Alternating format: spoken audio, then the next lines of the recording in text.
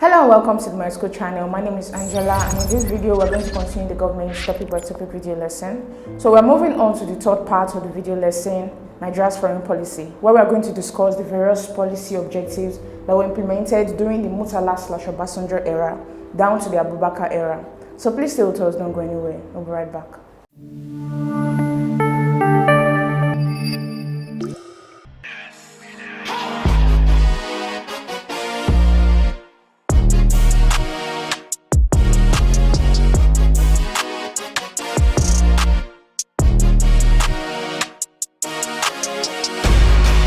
Welcome back to my school channel. Like I said earlier, we're moving on to the Murtala/Obasanjo era. We're going to discuss that era down to the Abubakar era. So let's begin with the Murtala/Obasanjo era.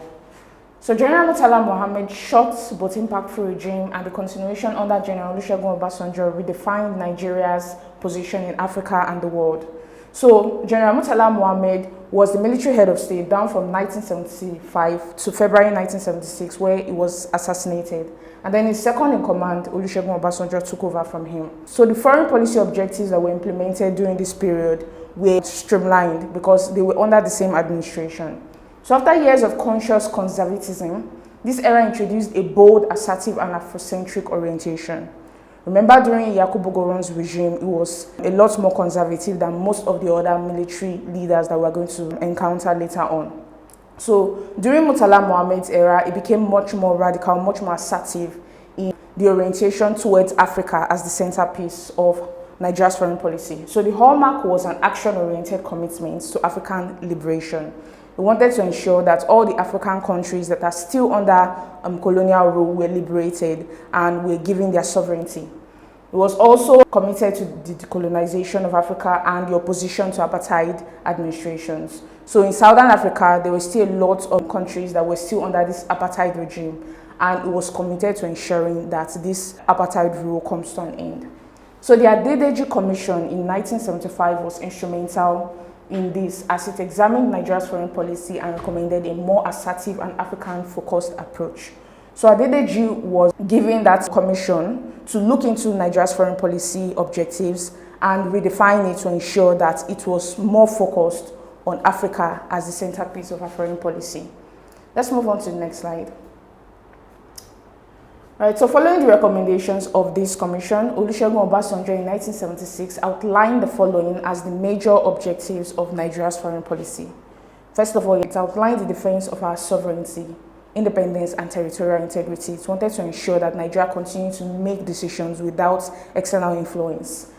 It also ensured that there was the creation of the necessary political and economic conditions in Africa and the rest of the world, which will facilitate the defense of the independence and territorial integrity of all African countries, while at the same time foster national self-reliance and rapid economic developments. So Nigeria also wanted to extend that sovereignty, that territorial integrity to all other African countries, especially those that were still colonized by foreign authorities. For those countries that have been decolonized, we wanted to ensure that they too understand the importance of territorial integrity, ensuring that they are able to make decisions for their own good, for their own development, without compromising on that economic development, that self-reliance that they need to grow and develop. So we understand that most of these African countries do not have the resources necessary to be able to partake in that economic development. But what Olusegun Obasanjo and Murtala Mohammed wanted to do was to ensure that they were able to do this even without the assistance, the help of their colonial masters. So the promotion of equality and self-reliance in Africa and the rest of the developing world was another foreign policy objective that was introduced under this commission. They wanted to ensure that Africa became independent from their former colonial masters. Now let's move on to the next slide. All right, another objective during this era was the promotion of equality and the defense of justice and respect for human dignity, especially the dignity of the black man. So again, this was still under ensuring decolonization in Africa, ensuring that the African people understand that they have fundamental human rights that should be respected regardless of the color of their skin. And that objective is the defense and promotion of world peace. So every country of the world signed the Universal Declaration of Human Rights, and Nigeria also wanted to ensure that those human rights are also enforced within their country. And they also signed the UN Charter. Most important objective under the UN Charter is to gain world peace, to ensure that there is no conflict that can lead to a worldwide crisis. And so Nigeria also wanted to ensure that they defended world peace as well. So while these were grand ideals, critics argue that some were beyond Nigeria's realistic capacity. So Obasanjo therefore emphasized 3 core objectives: 1, territorial integrity; 2, national independence; and 3, rapid economic developments. So these were the 3 core objectives that he focused on during his era. So this shift was also reflected in Section 19 of the 1979 Constitution, which made Africa as the centerpiece of Nigeria's foreign policy. So remember that it was during the regime of Olusegun Obasanjo that the military leaders handed over power to civilian rule. So with that came the creation of the 1979 Constitution. And Obasanjo also ensured that Africa as the centerpiece of Nigeria's foreign policy was one of the major objectives that was imputed into the 1979 Constitution. Let's move on to the next slide. All right, now we're going to discuss the contributions of the Murtala/Obasanjo era. First, we're going to discuss the Angola crisis. So Angola's independence struggle exposed Cold War rivalries, with the country divided between MPLA, aligned with the Soviet Union, the FNLA, and the UNITA, which was aligned with the United States and South Africa. So in Angola, there were 3 different political parties that were vying for leadership during that period. So the MPLA was the one that was aligned with the Soviet Union. FNLA and UNITA was aligned with South Africa and the United States. And initially, Nigeria encouraged all 3 factions to cooperate for independence. Remember, this is one of Nigeria's foreign policy objectives: Africa as a centerpiece. They wanted to ensure the decolonization of Africa. And in order for that to happen, all of these political parties have to come together to fight against the colonial rule, the Portuguese colonial rule at that time. However, when South Africa intervened militarily to support the FNLA/UNITA and attempted to set up a puppet regime in Luanda, Nigeria decisively shifted. So South Africa wanted to ensure that those people in power are going to cater to their own needs, their own interests, rather than the interests of the Angolan people. And Nigeria did not want that. Remember, one of Nigeria's foreign policy objectives was to ensure that each of these African countries are able to make decisions without external interference. But because of what South Africa did, Nigeria decided to shift its alliance to focus on a particular political party. So on November 25, 1975, Nigeria officially recognized the MPLA government led by Agostinho Neto as the legitimate government of Angola. Let's move on to the next slide. All right, now we're going to discuss anti-apartheid and Rhodesia policy. So Nigeria applied punitive measures against Britain for what it considered an unacceptable stance on Rhodesia, which is now known as Zimbabwe, and apartheid South Africa. So Nigeria sponsored and hosted the World Conference for Action Against Apartheid in Lagos in August 1977. So it provided financial and logistical support for liberation movements in Southern Africa, including the ANC, which is in South Africa. That's the African National Congress. This is one of the political parties that was predominantly black.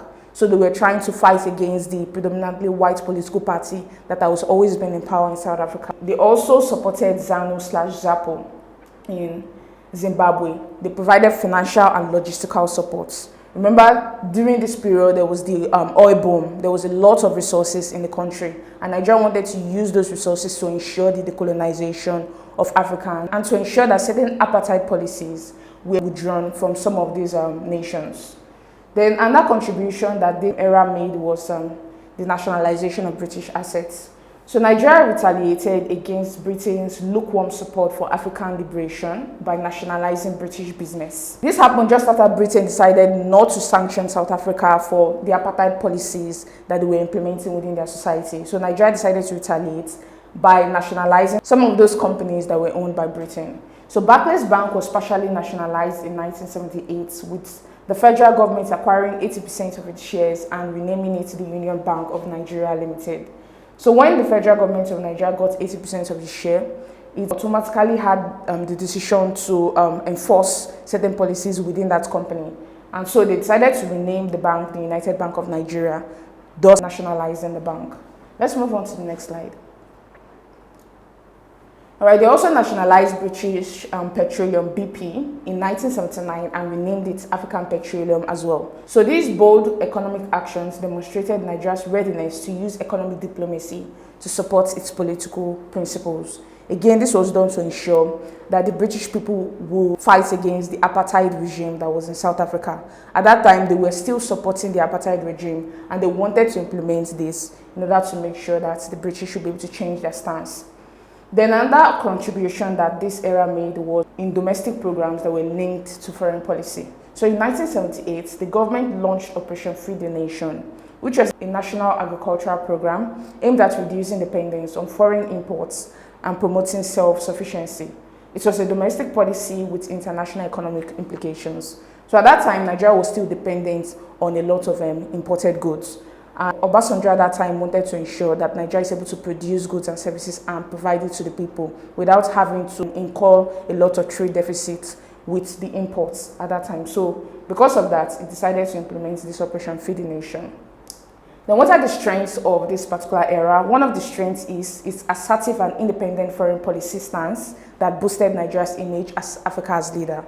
So a lot of things were done during this period. Nigeria was able to support a lot of liberation movements in Africa. They were able to support a lot of anti-apartheid policies in Africa as well. And this made the international community see Nigeria as Africa's leader. Let's move on to the next slide. All right, and that strength of this era is concrete support for African liberation struggles in Angola, South Africa, Zimbabwe, and Namibia. They also stood against neo-colonial pressures by taking bold actions like the nationalization of foreign companies, and they strengthened Nigeria's non-aligned role in global politics. Now let's discuss the weaknesses of this era. One of the weaknesses is that some foreign policy objectives were over-ambitious and beyond Nigeria's economic/military capacity. So this is the reason why they decided to reorganize this foreign policy to focus on three important things. There was also that strained relations with Western powers, which affected economic and diplomatic ties. The fact that they had to nationalize some British-owned companies, and the fact that they had to implement some punitive measures against some of these Western nations also strained their diplomatic ties with these nations. And that weakness is that the Operation Feed the Nation did not fully achieve its goals of agricultural self-sufficiency. So there was still a lot of imports of goods and services from other parts of the world, and this also led to the incursion of trade deficits. Let's move on to the next slide. All right, now we're going to discuss the Shagari Era, which took place between 1979 and 1983. So the return to civilian rule under President Shehu Shagari marked a significant phase in Nigeria's foreign policy. So while his administration proclaimed continuity with Nigeria's Afrocentric orientation, in practice, the era witnessed a retrogressive reversal to a conservative pro-Western stance. So in a sense, they went back to what the Balewa era was doing. They decided to align with these Western countries in order to ensure that they continue to get the benefits, the economic benefits from these Western countries. So although Section 19 of the 1979 Constitution committed Nigeria to promoting African unity and independence, little effort was made by Shagari to actualize this. So his approach was hesitant and conditioned by domestic pressures, particularly the worsening economic crisis of the early 1980s following the global fall in oil prices. Remember how we talked about the oil boom that occurred in the 1970s under the Gowon regime?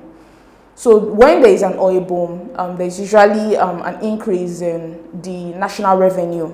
And so as a result of that, the country will no longer focus on other sectors of the economy. The other sectors of the economy will decline because they are getting a lot of money from a particular sector, the oil sector. As soon as the price of oil fell in the late 1970s, this led to a very huge problem for the Nigerian economy, in the sense that now that all the other sectors of the economy have not been developed for a very long period of time, now that they are not getting any money from the sale of oil, there will be little to no national revenue. So this led to an economic crisis within the country. It led to recession. It led to a high rate of unemployment within the society. And so this is what Shehu Shagari had to battle with during his era. Let's move on to the next slide. All right, now we're going to discuss the contributions of the Shagari era. One of his contributions is the support of Zimbabwe's independence in 1980. So one of the hallmark achievements of Shagari's foreign policy was Nigeria's strong support for the independence of Zimbabwe in 1980, which was led by Robert Mugabe. Then we're also going to discuss the non-alignments, which was only in principle. So Nigeria under Shagari declared itself non-aligned in international relations. That means they neither supported the East nor the West. However, this was only on the surface, as the administration was heavily dependent on the West. So during this period of economic recession, they had to depend on the West for loans, for economic resources that they can use to boost the economy. And that contribution is the handling of the OAU summit. So Shagari boycotted the 1981 OAU summit in Nairobi, Kenya, because the organization failed to place the Nigerian-Cameroon border crisis on its agenda. So this crisis occurred as a result of the dispute of rights over Bakassi Peninsula, which is the peninsula right on the border between Nigeria and Cameroon. Nigeria and Cameroon were trying to determine who actually owns this peninsula. The reason for this is because there was a lot of oil resources on this peninsula, and both countries laid claim to that land. Let's move on to the next slide. Right, the dispute centered on territorial claims over the Bakassi Peninsula and parts of Lake Chad. He also refused to attend the OAU summit in Libya, insisting on two preconditions: that all OAU members should be allowed to attend, and that Libya must withdraw its troops from Chad. Again, we can see Nigeria being Africa's leader by ensuring that certain things within the African society is implemented, especially during that OAU summit, the Organization of African Unity Summit. That's an international organization where all African countries come together to deliberate on issues that affect the entire African community. So Nigeria was trying to ensure that certain things happened. Remember, one of Nigeria's foreign policy is to place Africa as its centerpiece. So these are some of the issues that were going on around that time. Shehu Shagari wanted to ensure that these things are focused on by this international organization. And that contribution is Nigeria's relation with the West. Unlike more radical stance of the Murtala/Obasanjo regime, Shagari's government leaned towards accommodating Western powers. So this was partly due to Nigeria's economic dependence on oil revenue and trade relations with Europe and America. Let's move on to the next slide. Now we're going to discuss the strengths of the Shagari era. One of the strengths is that it's consolidated Nigeria's reputation as a champion of decolonization with its decisive role in Zimbabwe's independence. So the Shagari era contributed to Zimbabwe's independence. It also maintained Nigeria's anti-apartheid stand, keeping pressure on South Africa's minority regime, and it balanced Nigeria's external relations by attempting to integrate Afrocentric commitments with pragmatic ties to the West. So unlike the Murtala Mohammed regime that almost completely cut ties with the Western countries, Shehu Shagari tried to balance all of these things out. He placed Africa as the centerpiece of our foreign policy, but still maintained that relationship with the West to ensure that economic resources are still provided, especially in a time where the country was going deep into recession. Now we're going to discuss some of the weaknesses of this era. The foreign policy was less assertive than the preceding era, appearing inconsistent in trying to please both liberation forces and colonial masters. Let's move on to the next slide. All right, there was also the overdependence on Western economic ties, which made Nigeria vulnerable to external influence. Remember, one of the important foreign policy objectives that was implemented during Nigeria's independence was to ensure Nigeria's sovereignty. But with the fact that Nigeria is now heavily dependent on Western countries for economic resources, their sovereignty was placed in jeopardy. And that weakness is domestic economic crisis. With the falling oil prices and with corruption, all of this limited the resources available to sustain an ambitious foreign policy. Let's move on to the next slide. Right now, we're going to move on to the Buhari/Idiagbon era, which took place between 1983 and 1985. So Major General Mohammed Buhari and Brigadier Tunde Idiagbon toppled Shagari's government on the 31st of December 1983. The administration inherited a severe economic crisis resulting from the collapse of oil prices in the early 1980s, the rising inflation, unemployment, and mounting external debts. So this influenced their foreign policy, which focused on discipline, national interest, self-reliance, and a strong Afrocentric approach, reminiscent of the Murtala/Obasanjo era. So a lot of these things came from the fall in oil prices. So in addition to the recession, the rising inflation, to the unemployment, there was also mounting external debts. During the Shagari era, Shehu Shagari borrowed a lot of loans from the Western countries. He also borrowed a lot of money from IMF and the World Bank. And so this led to mounting external debts that this new regime had to counter.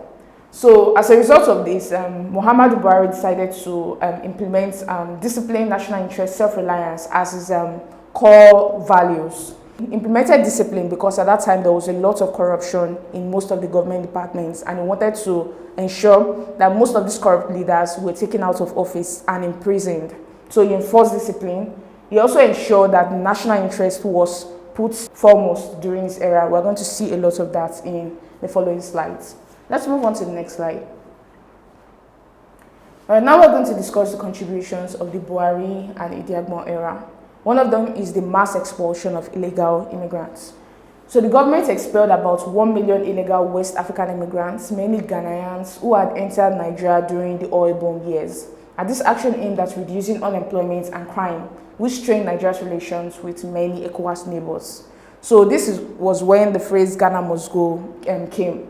A lot of Ghanaians were taking some of the jobs that were originally meant for Nigerians. And so this was what led to the high rate of unemployment among the Nigerian people.